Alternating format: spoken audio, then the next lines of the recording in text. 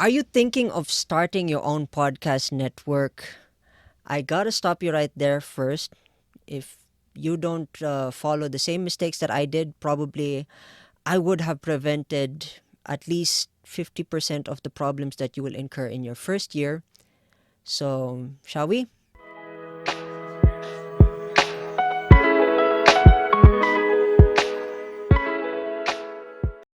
Hey folks, welcome back to Podmentorspace podcast. On this episode, we're going to talk about building a podcast network and the mistakes that I learned from my own podcast network.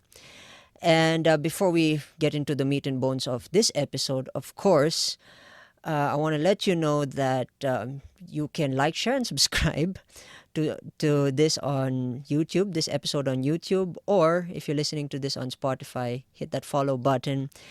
And if you're looking for a particular if you have a particular problem that you want solved, there's going to be chapters on this on YouTube, so that at least I can save your time from I can save you a lot of time.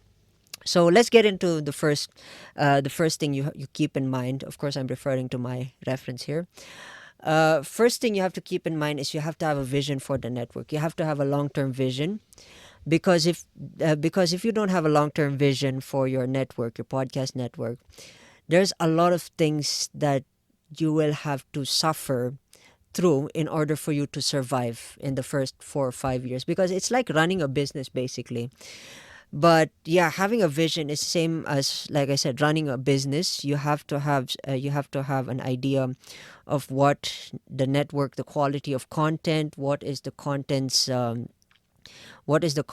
types that you're going to be producing, and there's a lot of stuff you have to do in order to have that. But before everything else, before you even start to work, you have to have a solid vision. So, short story, I started a podcast network which is called Pipe. Unfortunately, we dissolved on April 2024, which is fairly recent. And to make the long story short, we started this during the pandemic, and supposedly we had a lot of stuff we had in mind for content and all that stuff. But the only thing was, it fell apart too quickly because the lack of vision. We always, each year before the end, we had a lot of meetings where we changed the vision every single year, which was, it's already a big red flag when you're changing your vision from year one to year four. It was already a red flag. And but for me, I never considered that I didn't consider that as a red flag at the beginning, but then as I reflect, that was one thing. So point number two is start with one niche, and consider, once you have that niche mastered, consider opening it up to a broader audience. So this is a generic explanation from. This is a generic advice that I got from. Not really it's a specific advice that I got from the founder of Podcast Network Asia, very big network here in the Philippines. And he gave me the advice is start with a niche, and then from there build your tribe, build your community, and that's how you build your network. So it's going from micro to macro, and that's how you start a network. And it was an advice that was given to me, but I disregarded it because of my ambition at that time was too high. I kind of didn't see that, and I think it was a mistake that I should have actually not have ignored. So yeah, starting from there, and then you build it up, and you build a network, you build a community. Once you have a solid community, and then the community has their own podcast similar to yours, then that's when you can consider having them together. Let's say if you're in the fitness space, or the fitness podcast community, of course you get a lot of fitness guys who also want to do their own podcast. So that's where you build a community within each, and that's where you build a network around a group of podcasters from your starting project to a big project. So yeah, that's a thing. And if you want to branch out from, let's say, fitness, you want to branch out from fitness, hybrid fitness, nutrition, or fitness you basically, once you go in a broader topic, it will be much more easier to be creative in terms. But yes, starting with one, opening that up, and you open that channel, then you're a king.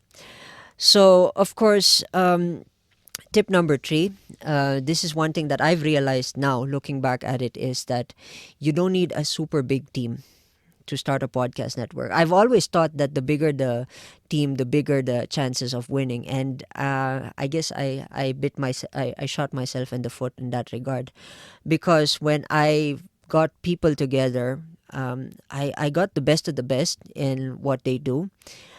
Some are so good, but some are just they were there for the sake of being there, and then they disappeared.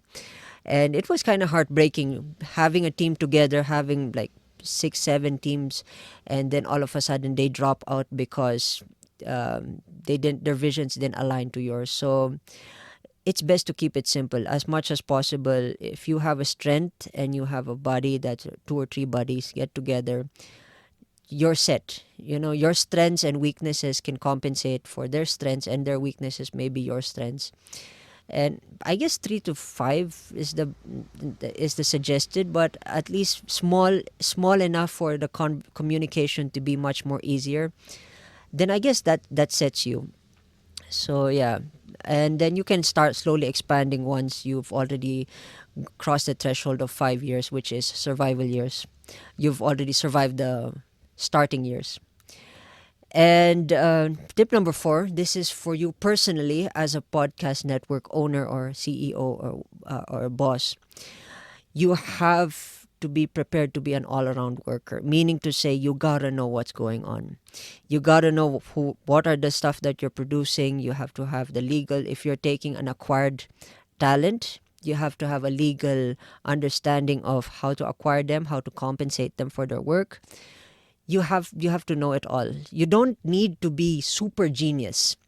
To have the general idea in itself is actually something that can set you way more, at least, because at least if you know that there's something that's going on wrong, you can understand it and resolve it in a creative way from where your strengths are. So if it's your weakness, you can utilize your strengths in order to solve it creatively. And at least if you know the jargons and the language, because when you're thinking about, if your network has some kind of legal team or lawyers and all that stuff, of course they'll have to give you jargons and different types of language you don't even know, that you wish it was space talk. You at least know certain small things to understand, okay, this is how you can comprehend. So you have to know a lot. You have to know, if you're doing audio podcast, you need to know what the stuff that you're gonna use. What is the quality? How is the frequency of everything? Social media management, marketing.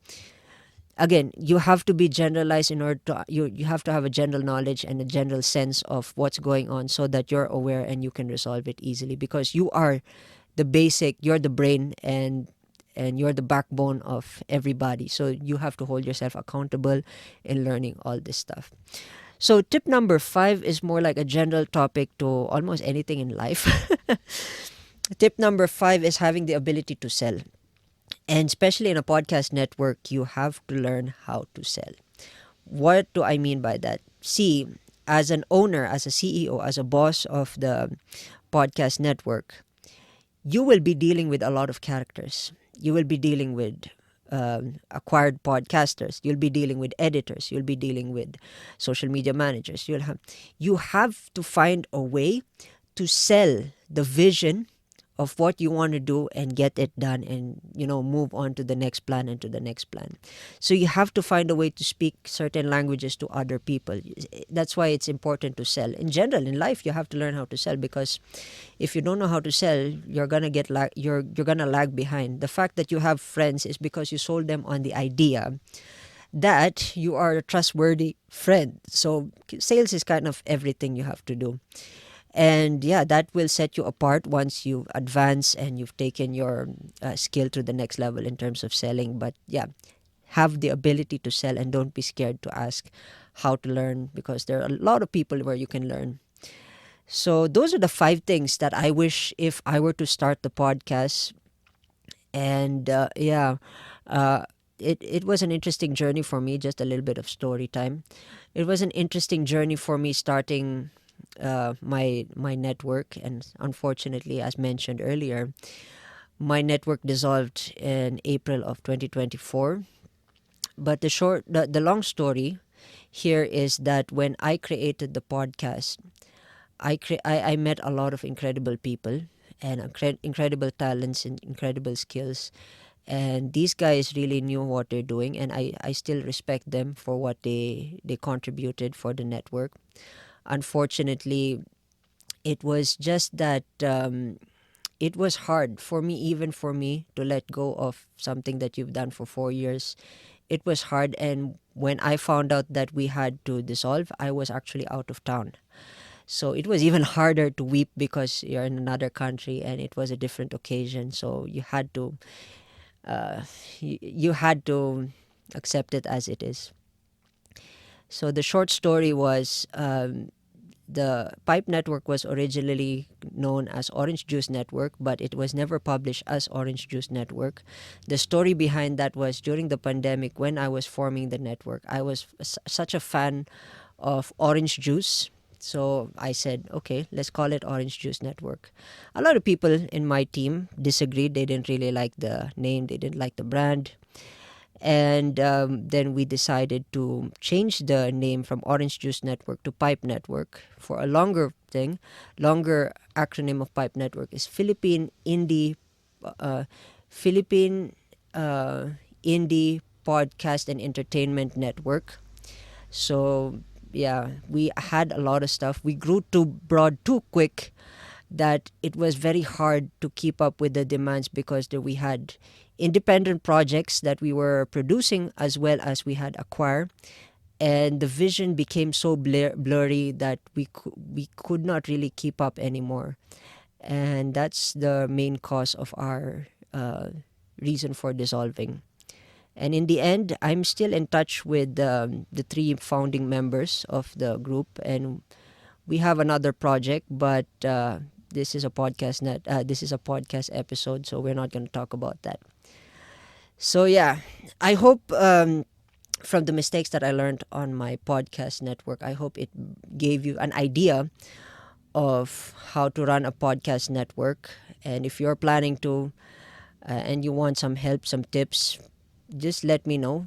Put it in the comment section because I love to help. That's the reason why we made Pod Mentor. I am willing to help and I love to help, and I'd love to have a conversation with you on that. So if you have any thoughts, questions, and doubts or anything that you want to say that's in your mind, leave them in the comment section. I'll leave a question. I don't know what the question is anymore. And with that in mind, cheers, folks, and I will see you in the next episode.